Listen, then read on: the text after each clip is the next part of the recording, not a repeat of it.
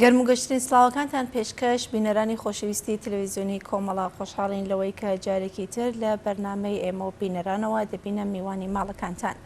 لەم بەرنمەیەشدا هەروەک بەرنمەکانی ڕابردوو کۆمەڵێک بابەتی جۆرا و جۆر پێشکەش دەکەین و تا جێگای کە مەجال هەبێت وەڵامی پرسیارەکانی بینەران دەدەینەوە. بەڵازیزان لەلای منیشەوە سڵاوتان لەبێت هیوادارین کە لە هەر کوێیەک هەند ساغ و سڵامەت بن و مەجالیوەتان هەبێت تا کۆتایی ئەم بەرنمەیەش لەگەڵمان.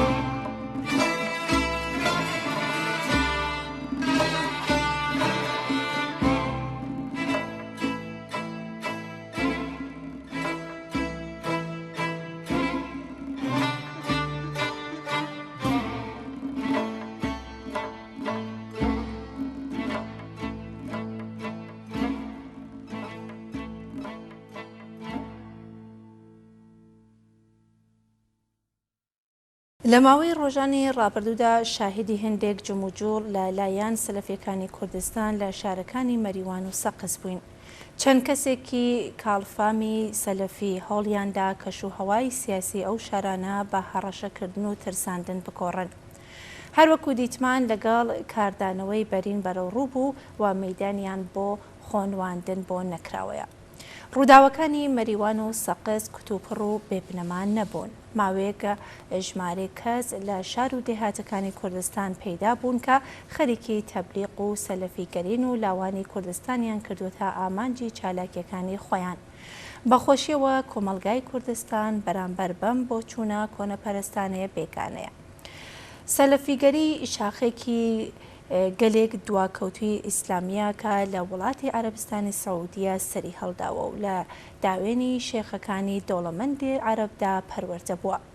دەوڵەتی عەرەبستانی سەعودی بەتایبەت دوای هاتنە سەرکاری حکوومەتی ئیسلامی شیعە لە ئێران بۆ ڕقابەت لەگەڵ نفوزی کۆماری ئیسلامی کەوتە کار بۆ بوژاندنەوەی ئەو بۆچوونە و لە سەرەتاوە بە دەرەجەی یەکەم وڵاتی ئەفغانستانی کردە ناوەندی پەرەپێدانیان بۆچوونە.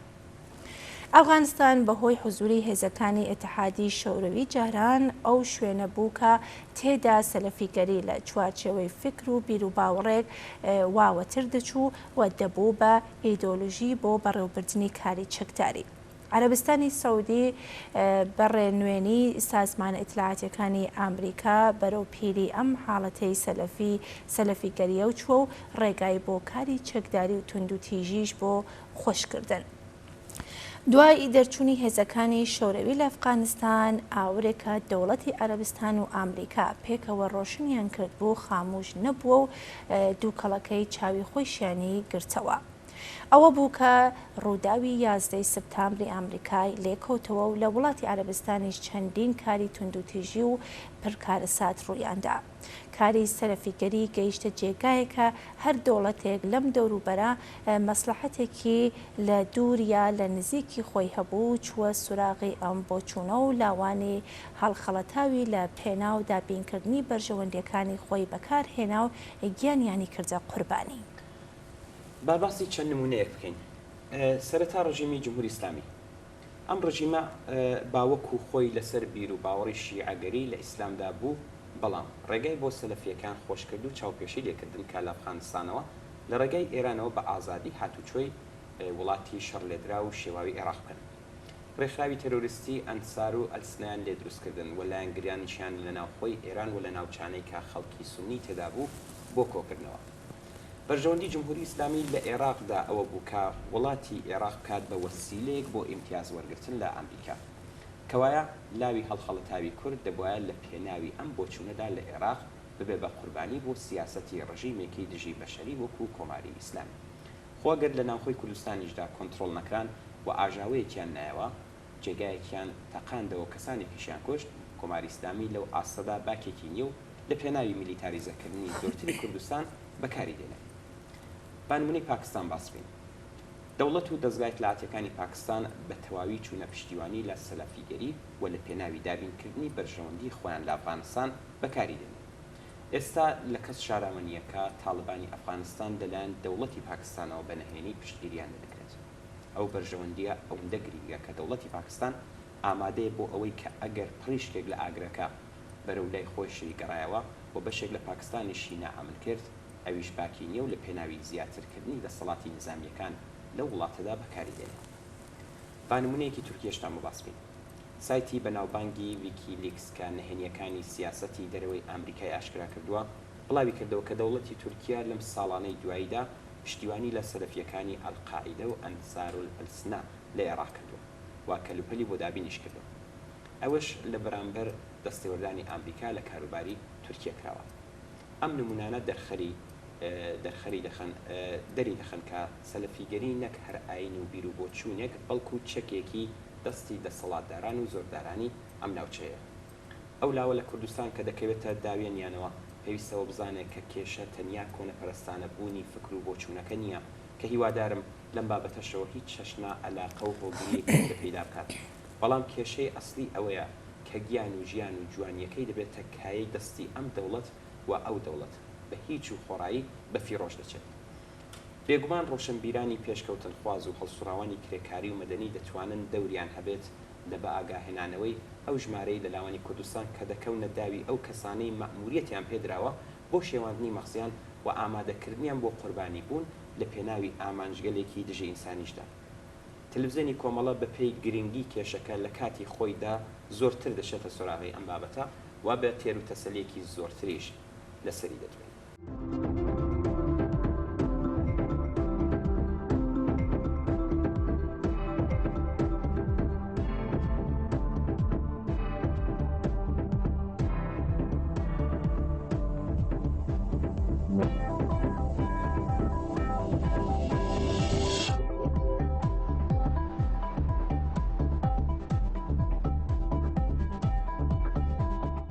بینەرانی ئازیز بابەتێکە لێرەدا پێشکەشتان دەکەین لە وەڵامی پرسیاری بینەرێکی خۆشەویستمان بە ناوی سامان ئامادەکراوەکە ماوەیەک لەوە پێش هەر لەم بەرنامێدا بڵاومان کردەوە.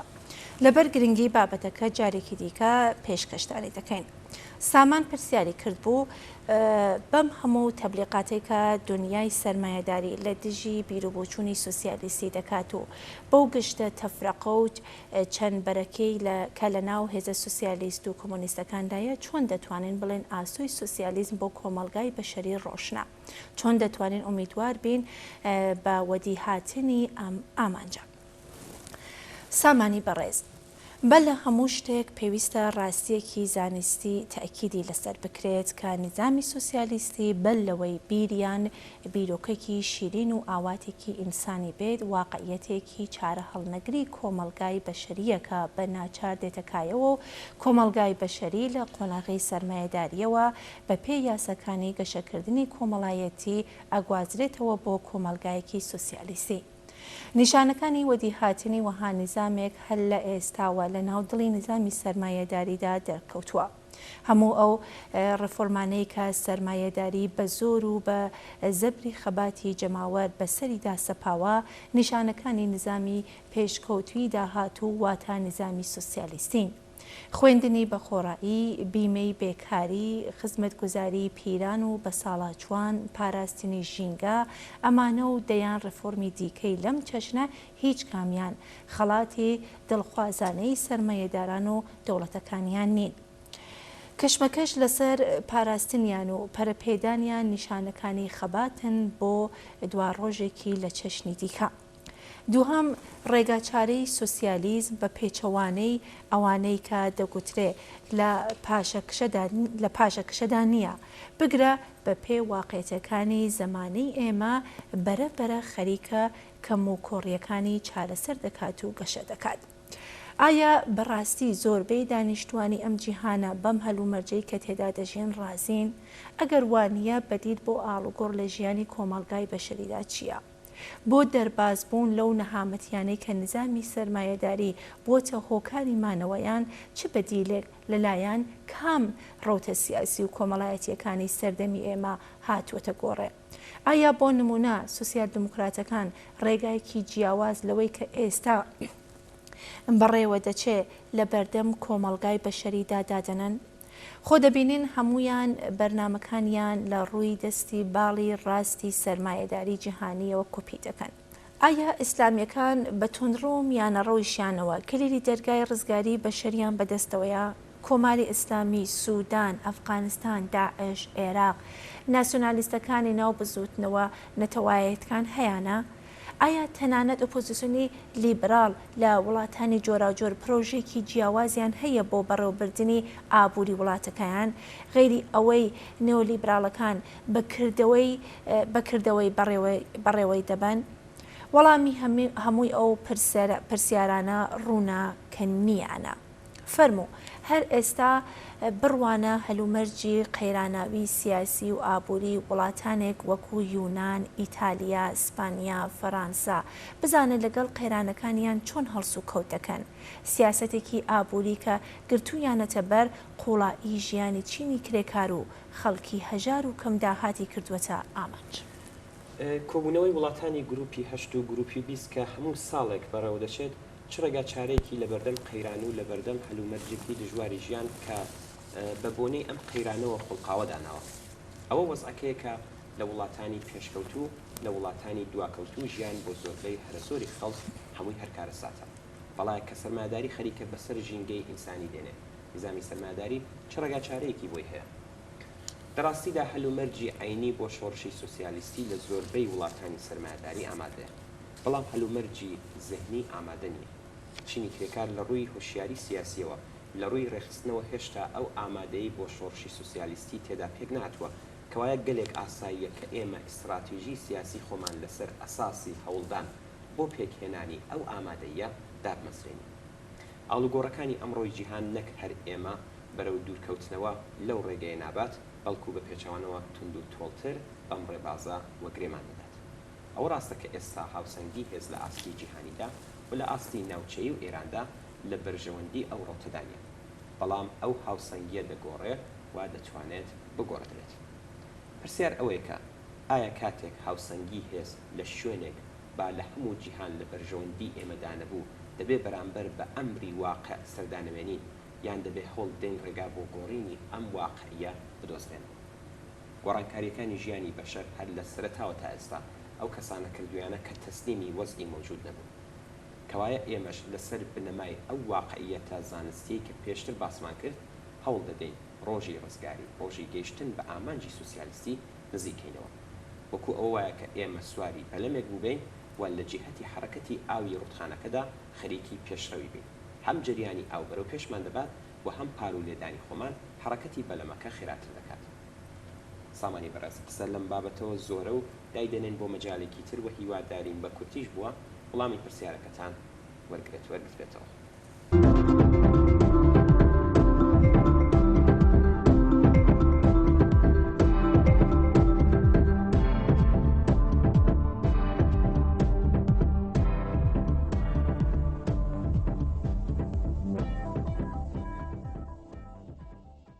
بینەرانی ئازیز بۆ ئەم بەشە لە بەرنامەکەمان بابەتێکمان سەبارەت بە ڕەنج و ئازارەکانی منداڵانی کار و سەرشەقام بۆ ئامادەکردوون کە پێشکەشتانی دەکەین. زیاتر لە 4 ملیۆن منداڵ لە مافی چوون بۆ قوتابخانە سەرەتایی و ناوەندیەکان بێبەشن. ئاخۆ چارەنووسی ئەم منداڵانە لە داهاتوودا دەبێت چی بێت؟ زۆربەی منداڵانی کار و منداڵانی سەرشەقام هەر لەو منداڵانە پێکتێن کە بە هەر هۆیەکەوە بووە لە دەرس و مەدرسە بێبەشکرانون بەشێکی زۆریان بۆ یارمەتیدان بە بژێوی بنەماڵەکانیان وەک کرێکاری بێنا و نیشان دەچەوسێنەوە ئەوانش کە کاریان دەست ناکەوێ بە ئاسانی دەکەونە داوی باند و شەبەکەکانی قاچاق و بڵاوکردنەوەی مەوادی مخەدر بە هاسانی دەکەونە داوی مافیاکانی تجارەتی سکس و دەڵاڵەکانی لەشفرۆشی و باندەکانی دزی معتاد دەکرێن سوکایەتیان پێدەکرێت لیان دەدرێت و پتر لە هەر کەسێک لە مەترسی دەستدرێژی جنسیدان و مۆتەکەی مەرگیش بەردەوام بەسەر سەریاندا دەسوڕێتەوە. ئەم منداڵانە بەرهەمی بێ ئەملا ئەولای فەقیری و هەژارین ئەوان ڕۆڵەی خانەوادەکانی گیرۆدە بە مەوادی مخەدرن بەرهەمی ژیانێکی پەڕەنج و ئازاری خانەوادە لە بەریەک ترازاوەکانن ئەوان منداڵانی هەڵاتووی بێزا لە مەدرسەکانن ئەوان منداڵانی پەنابەرانی ئاوارە و دەربەدەرن خۆششانسترینیان ئەوانن کە ئارەزووی ئاوارەی سەرشەقام نین بەڵام هەر لە تەمەنی مناڵیەوە دەکەونە بازاری کارەوە ئەوانەی کە لە کوورەخانەکان کارگاچکۆلەکان مەزرا و کارگاکانی قاڵی بافی بنگا تجاریەکان بازار دووکان و لە ناو ماڵە دەوڵەمەندەکاندا وەک کرێکار و شاگرد و خزمەتکار خەریکی کارکردنن ئەم منداڵانە لە دۆزەخەیەکدا کە کۆماری ئیسلامی بۆی خوڵقاندون بۆ مانەوەی خۆیان یا بە مەبەستی یارمەتیدان بە دابینکردنی بژێوی بنەماڵەکانیان ناچارن بە جێگەی خوێندن و گەشە و شکۆفەکردنی تواناکانیان کە مافی سرۆشتی هەموو منداڵێکە خەریکی کاری تاقەت پڕۆکێن بن. لە شارەکانی ئێران هەر ساڵە ژمارێکی زیاتر لە منداڵانی کار ناچار دەبن دەرس و مەدرسە بەجێبێڵن و بۆ دۆزینەوەی کار ڕووبکەنە بازاری کوێلەتی. بینینی ژمارەی زۆر لەم منداڵانە بێبەشانە کە لەسەر شەقام و چوارڕاکان لە بازار و شوێنی قەرەباڵغ و پڕ لە ترافیکەکان و لە گەڕکەکان لە هۆڵدان تا بەکارگەلێک وەک بۆ یاخچی، خاوێنکردنەوەی شوشەی ماشینەکان، فرۆشتنی دەسماڵ کاغەزی، سیگار، بنێژ، کۆکردنەوەی نانەوردە و ئاسنەواڵە پارێک بەدەست بێنن بۆ نانێکی مەمرە و مەژی. وجدانی هەموو ئینسانێک دەهەژێنێ کاری ئەو منداڵانە لە کارگاچکۆلەکان و فەرچنین و کار لە مەزراکان ڕۆح و دەرونی پاکی ئەم منداڵانە شلوێ دەکات. بوونی یەک ژەم خواردنی گەرم، سەرپەنایەکی ئەمن و ئاسوودە بۆ خە و ئیمکانی خوێندن و یاری بۆ ئەم زۆر لێکراوە بچکانە وەک خەونێک دوورە دەست دەنوێنێ. ئەمە لە حاڵێکدایە کە کاربەدەستانی ڕژیم بۆ شاردنەوەی ئەم ڕاستیە کە هەژاری و نەداری گەلێک لە بنەماڵەکانی سەرڕایویستی دەرونیان ناچار کردووە کە ڕازی بن بە کارکردنی جگەرگۆشەکانیان لە بۆق و کڕنای سەدا و سیما هەموو ئەم منداڵانە بەبێ سەرپەرستیان سەرشەقام دەناسێنێت. هەڵبەت نەفسی بوونی منداڵانی سەرشەقامیش لە ئێراندا مایەی شەرمەزاری دەسەڵاتی ئەم وڵاتەیە. دابینکردنی سەرپەنا و ئیمکاناتی ژیان و فێربوون بۆ منداڵانی بێسەرپەرست ئەرکی سەرەتایی هەموو دەوڵەتێکە. لە ئێران کچانی کار و سەرشەقام و کارتونخەوەکان بەشێک لەم منداڵانە تێکدێنن کە لەم ساڵانی دواییدا بە شێوەیەکی بەرچاو ژمارەیان زیادی کردەوە. بوونی یاسای کۆنەپەرستانە و دژی ژنی کۆماری ئیسلامی و فەرهەنگی پیاومەستنی زاڵ بەسەر کۆمەڵگادا گرفت و موسیبەتی ئەم کچانەی دوو قات کردووە و ئەوانەی زیاتر قسۆتە بەرهێرشی باندەکانی قاچاغی ئینسان و مادەی خۆشبەرەوە. کچانی بنەماڵەکەم داهات و هەژارەکان تەنانەت ئەگەر نشتنە نێو بازاڕی کارەوە بەهۆی هەژاری و دەستکورتی بنەماڵەکانیانەوە بەپێچەوانەی مەیلی خۆیان لە تەمەنێکی کەمدا بەشوەدرێت. لە پاڵ ئەم بێبەشی و بێمافیانەدا شوکردنی کچانی کەم تەمەن شەرعی و قانونیە. مادەی 1940 یاسای مەدەنی کۆماری ئیسلامی ڕێگای بەمارەکردنی کچان لە گەیشتن بە تەمەنی 13 ساڵیش داوە. هەڵبەت کۆماری ئیسلامی بەگیانی ناخێریەوە ڕێفۆرمی لە ئەو یاسایەدا کردووە کە ڕێگا دەدا بۆی کە کچان لە تەمەنی 9 ساڵیشدا بەشوو بدرێن. بەشودانی 75 منداڵی تەمەنژێر 10 ساڵ لە ساڵی 1391دا تەنیا لە ئیدارەی سەبتی ئەحواڵی تاران و بەشودانی 31,000 کچی کەم تەمەنی ژێر 15 ساڵ لە نۆمانگی یەکەمی ساڵی 1399 هەر لەو شارەوە و درێژەی ئەم دەستێژیە سێکسیەیە بۆ سەر منداڵان لە قانونی کۆماری ئیسلامیدا بووە هۆی ئەوە کە خانمی ناوی پیلای کۆمیسێری باڵای مافەکانی مرۆڤی ڕێکخراوی نەتەوەی گرتوەکان ڕۆژی هەفتەی مانگی کوشپەڕی ساڵی 1393 بە ناردنی نامەیەک داوا لە ناوەندا نێونەتەوەیەکان کات تا بە لە بەرچاوگرتنی ئەندامێتی ئێران لە کۆنواسیۆنە جیهانیەکانی مافەکانی منداڵان و میساقی نێونەتەوەی مافی مەدەنی سیاسی کە لە هەردووکیاندا بە شودانی منداڵانی ژێرتەمەنی گەشەکردن واتە ژێر 18 ساڵ قەدەغەیە لەو توێژەکانیان لەگەڵ کۆماری ئیسلامی ئێران ئاگاداری ناڕەوابوونی بە شودانی کچانی کەم تەمەن بکەن. کەم نین ژمارەی ئەو بنەماڵانەی کە توانا و ئیمکاناتی دابینکردنی ژیانی کچانی کەم تەمەنی خۆیانیان نییە و بە بەشودانیان بە کەسانی گەلێک بە تەمەنتر لە خۆیان ڕازی دەبن. بەپێی ناوەندی زانیاری ڕێکخراوی سەبتی ئەحواڵی ڕژیم ساڵانە نزیک 1500 تا 2000 کۆرپە لە دایکانی کەمتر لە 15 ساڵ لە ئێران دێنە دنیاوە. ئەو بارودۆخە پڕ لە شەرمەزاریە لە زۆربەی وڵاتانی دنیا وەک دەستڕێژیکردنە سەر منداڵان دەناسرێەوە وەک تاوان بەحساب دێت. بەڵام ئەمڕۆ لە ئێران ئەو تاوانە بۆتە بابەتێکی قانونی و باوە. بەشێکی تر لە مناڵانی کار و سەرشەقام لە ئێران یان مناڵانی بنەماڵەی کرێکارانی کۆچبەر و پەنابەرن یان مناڵانی ئەو ژنە ئێرانیانن کە شویان بە پیاوانی کۆچبەر و پەنابەری وڵاتانی دیکە کردووە و مناڵیان لیان بووە.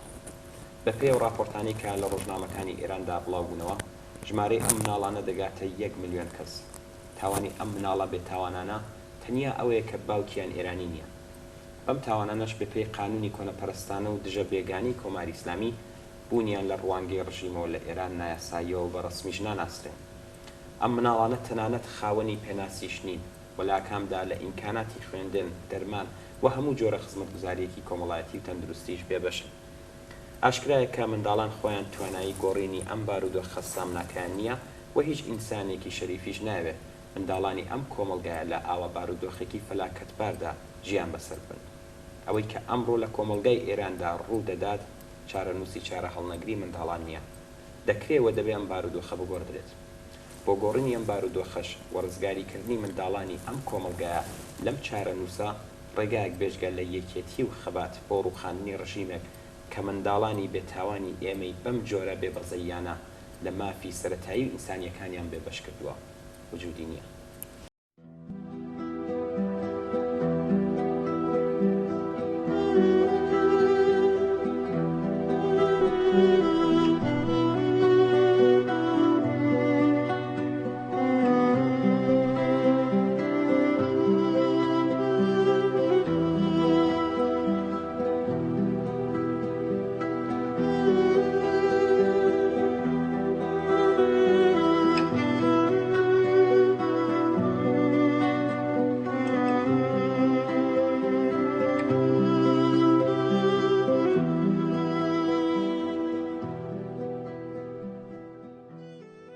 چترێکی کونکون و داغان،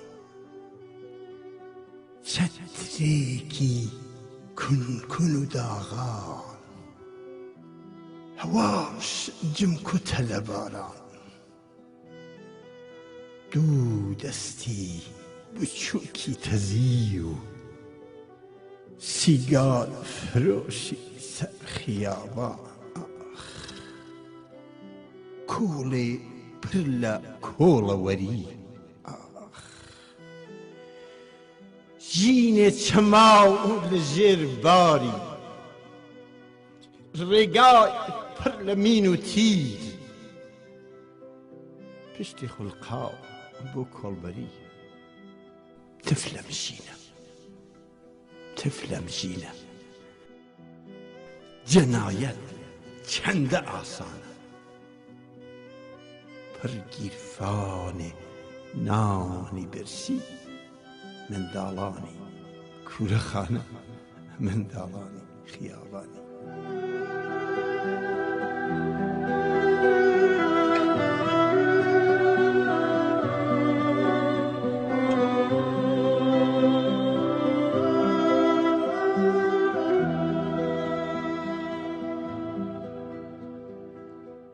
پڕکاتنێ خەوی شکاو،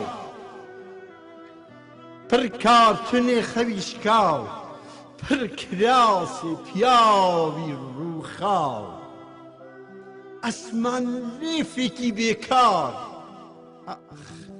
معتادێ لە نەفەس جێماو، هەرشەوگریان پڕ بە باوێش، بۆنی چەندین پیاوی سەرخۆش، مشتێ پارە پڕ لە جنێ و لەش فرۆشێکی چارەڕەش، لەش فرۆشێکی چارەڕەش.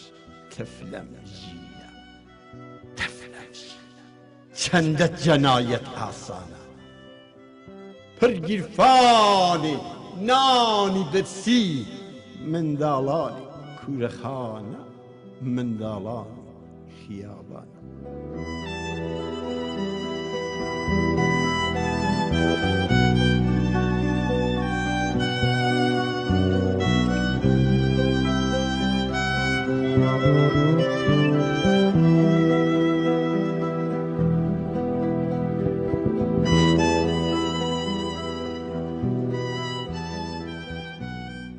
سەری سەودای نادیارە،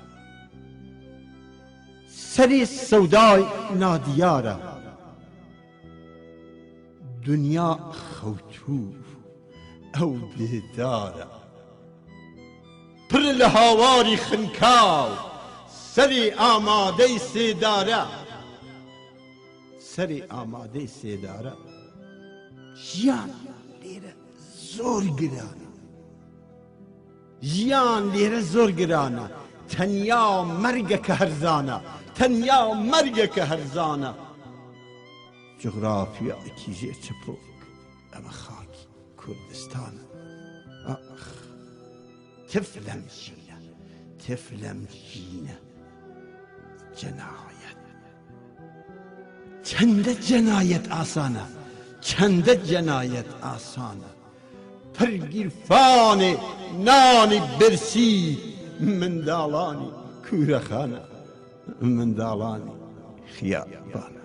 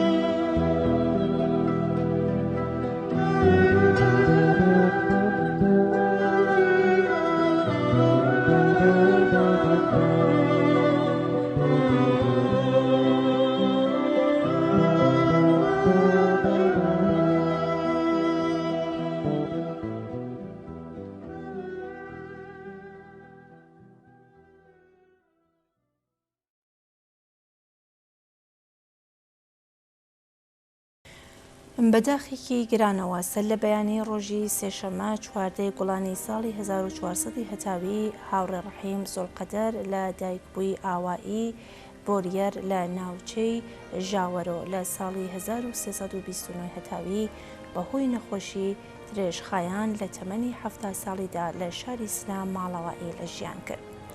هاوڕێ ڕەحیم لە ساڵانی 1355 و 1356 هەتاوی لە ڕێگەی هاوڕێنی کۆمەڵە لەگەڵ سیاسەتی ئاشنا دەبێت. پاش ئاشکرابوونی کۆمەڵە لە زستانی 1357 هەتاوی بە ڕیزەکانی کۆمەڵە پەیوەست بوو و وەک لایەنگەری کۆمەڵە دەست بە تێکۆشان دەکات. سەرەتاکانی ساڵی 1360 هەتاوی دێتە ناو ڕیزەکانی هێزی پێشمەرگەی کۆمەڵە و لە پەلی هاوڕێ گیانبەخ کرد و نۆرۆز گەنجی لە ئاوایی ئەوەی هەنگ ساسمان دەدرێت. کۆتاییەکانی ساڵی 1362 بەهۆی دەستکورتی بنەماڵەکەی دەگەڕێتەوە بۆ شوێنی ژیانی، بەڵام دڵی هەر لە لای کۆمەڵە و ڕێبازی سۆسیالیستی دەبێت. هاوڕێ ڕەحیم زولقەدر دواتر لەگەڵ بنەماڵەکەی لە شاری سنە نیشتەجێ دەبێت. کاری وشیاردەرانەوە و دڵسۆزی بۆ ئامانجی ڕزگاری بەخشی کۆمەڵە ڕێکخراوی کوردستانی حزبی کۆمۆنیستی ئێران بە بەشدار و چالاک لە بۆنە و کۆڕ و کۆمەڵە خەباتکارەکاندا بەردەوام لە مێشک و کردەوەیدا ڕەنگ دەداتەوە. هاوڕێ ڕەحیم کەسایەتێکی خۆشناو و جێگەی باوەڕی زەحمەتکێشانی ناوچەکە و شاری سنە بوو. بەداخەوەم ئازیزە چەند ساڵ بوو تووشی نەخۆشی کوشندە هات بوو و سەرنجام سەر لە بەیانی سێشەممە ماڵاوایی لە ژیان کرد. پاشنیوەڕۆی ئەم ڕۆژە تەرمی هاوڕێ ڕەحیم لە شاری سنەوە گوازراوە بۆ ئاوایی بۆریەر و سەرەڕای کۆرۆنا و داوا لە خەڵکە بۆ خۆپارێزی لەو نەخۆشیە لە مەراسمی ناشتنی ئەو دڵسۆزەی هەژارانی ناوچەکەدا بەشداری نەکەن، بەڵام خەڵکێکی زۆر بە بەشداری مەراسمی ناشتنی بوون. ئێمەش بەم بۆنەوە لە تەلەڤیزیۆنی کۆمەڵەوە پڕبەدڵ سەرخۆشی دەکەین لە بنەماڵە و هەموو خزم و دۆستانی کاک ڕەحیم و خۆمان بە شەریکی خەمیان دەزانین. یادی کاک ڕەحیم بۆ هەمیشە لە دڵماندا زیندووە و دەمێنێتەوە.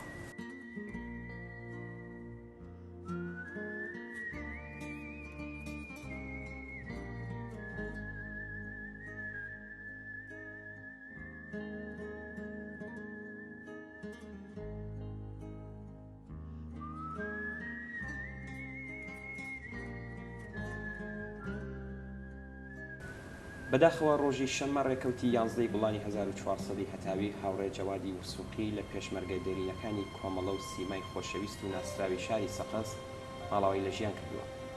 هاوڕێ جەواد وسوقی لە ساڵانی پێش ڕاپەڕینی کۆمەڵانی خەڵکی ئێران لەگەڵ خەباتی سیاسی ئاشنا بوو.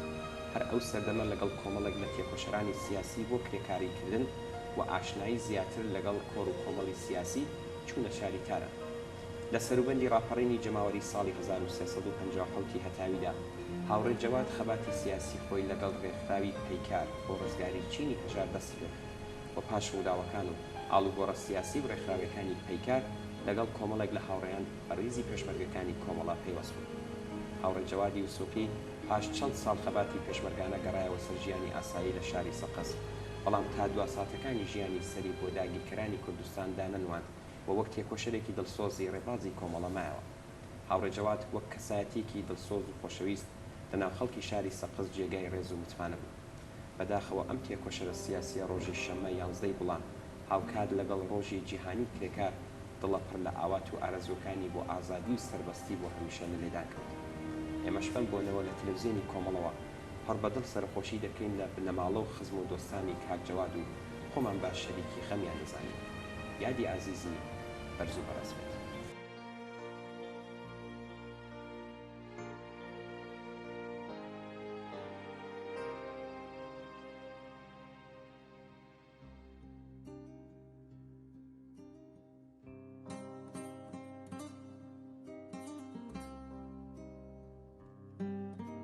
بەداخێکی گرانەوە ڕۆژی شەمە 19 گوڵانی ساڵی 1400 هەتاوی تێکۆشەر و ئازیز نادرە پەنا بەهۆی نەخۆشی کۆرۆنا ماڵاوایی لە ژیان کرد. هاوڕێ نادرە پەنا یەک هەفتە پاش مەرگی ناوادەی هاوسەری 40 ساڵەی کاک جەواد وسووقی کە هەفتەی ڕابردوو ڕۆژی شەمە 11 گوڵان هەر بە نەخۆشی کۆرۆنا گیانی بەکرد خۆیشی ماڵاوایی لە ژیان کرد. نادرە لە تێکۆشەرانی سیاسی سەردەمی خەبات بۆ ڕووخاندنی دەسەڵاتی پاشایەتی لە شاری سەقز بوو. پاش پێکهێنانی کەش و هەوای سیاسی ئازاد لە کوردستان و ئاشکرابوونی حزب و ڕێکخراوە جەماوەریەکان سەرەتا لە کۆڕی ژنانی تێکۆشەری سەقز و پاشان جەمعیەتی ئەو شارە دواتر خەباتی حزبی خۆی بە ڕێکخراوی پەیکار بۆ ڕزگاری چینی کرێکار کرێتە. پاش کۆتایی بە چالاکی ڕێکخراوی پەیکار لە کوردستان لەگەڵ هاوڕێ هاوژینی جەواد وسووقی بە ڕیزی پێشمەرگەی کۆمەڵە پێوەست بوون. پاییزی ساڵی 1361 هەتاوی کە کۆمەڵە بۆ یەکەم جار و لە نێو کۆبوونەوەیکی جەماوەری لە دۆڵی ئاجیکەن لە ناوچەی بۆکان یەکەم دەستە پێشمەرگەی ژنی چەکدارگر هاوڕێ نادرە یەکێک لە ئەندامانی ئەو دەستە پێشمەرگە بوو. دواتر لەگەڵ هاوڕێ هاوژینی گەڕانەوە ناوچەی سەقز. ئەم دوو هاوڕێ و هاوژینە پاش چەند ساڵ پێشمەرگایەتی گەڕانەوە شاری سەقز و ژیان و کاری ئاساییان دەست پێ کرد. بەڵام هەرگیز سەریان بۆ قاتڵانی خەڵکی کوردستان و ئێراندا نەنواند و وەک چالاکی سیاسی خوشناو لە شاری سەقز مانەوە.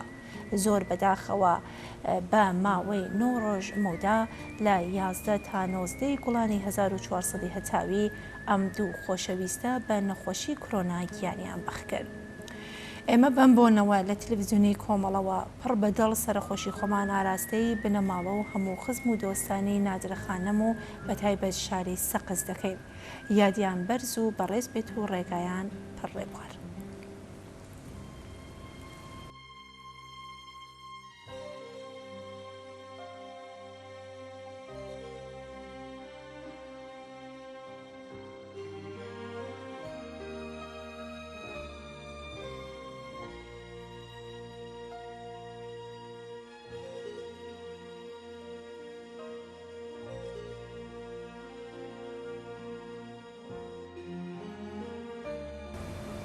بەداخەوە ئاگادار کراینەوە کە ڕۆژی جومعە 31 مانگی گوڵان کاک مزەفەر سەلیمی برای هاوڕێی گیانبەختکردووی کۆمەڵان ناسر سەلیمی بەهۆی نەخۆشینەوە ماڵاوی لە ژیان کرد.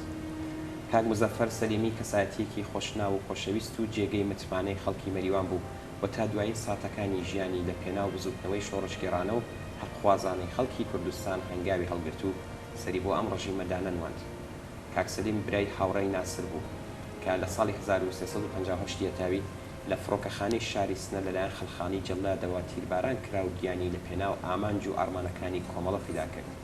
بەداخەوە کاک سەلیم ڕۆژی جومعە 31 گوڵانی 1400 هەتاوی بەهۆی نەخۆشینەوە دڵە گەورەکەی لە لێدان کەوت و ماڵاوایی لە ژیان کرد. ئێمەش بەم بۆنەوە لە تەلەڤیزیۆنی کۆمەڵەوە هەر بەدڵ سەرخۆشی دەکەین لە بنەماڵەی کاک سەلیم و هەموو خزم و کەسوکاری کاک سەلیم. یادی ئازیزی بەرز و بەڕێز بێت و ڕێگاشی پەڕێبوار.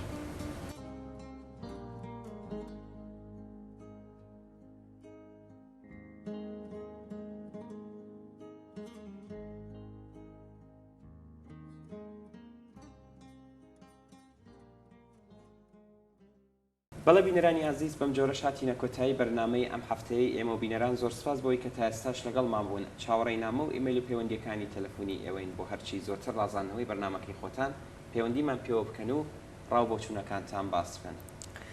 هەر شاد و بەختەوەر بن ماڵاوە.